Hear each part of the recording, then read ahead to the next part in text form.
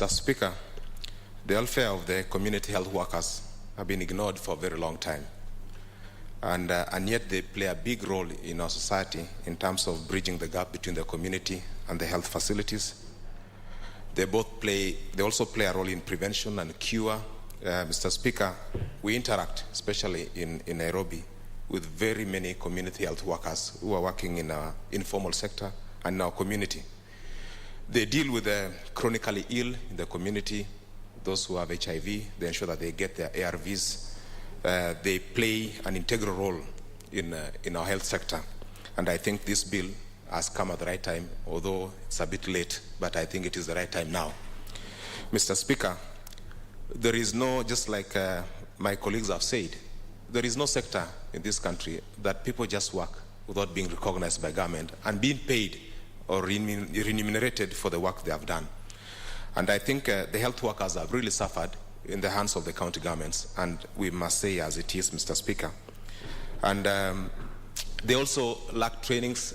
As you know, Mr. Speaker, diseases evolved, they mutate, and different trainings are needed to handle different diseases, and the case in point is the COVID.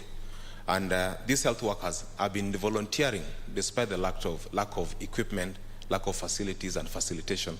And they have been volunteering in the community, and I think they deserve a thumbs up. And the proper thumbs up is ensuring that they are recognized, they are registered, they are trained, they have a representation in terms of a council that can represent them when they have issues, and proper recognition in law. And because they are the first reference from when you go to our ghettos, Mr. Speaker, most of the people don't even know where the health facilities are. The first person they call is a community health worker.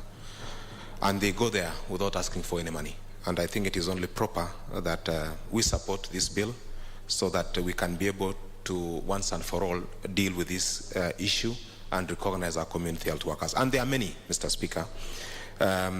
What they just need is proper training, licensing, and clearly indicating their roles in whatever they do, and so that they cannot be misused and abused, Mr. Speaker, because for a very long time they were referred to volunteers.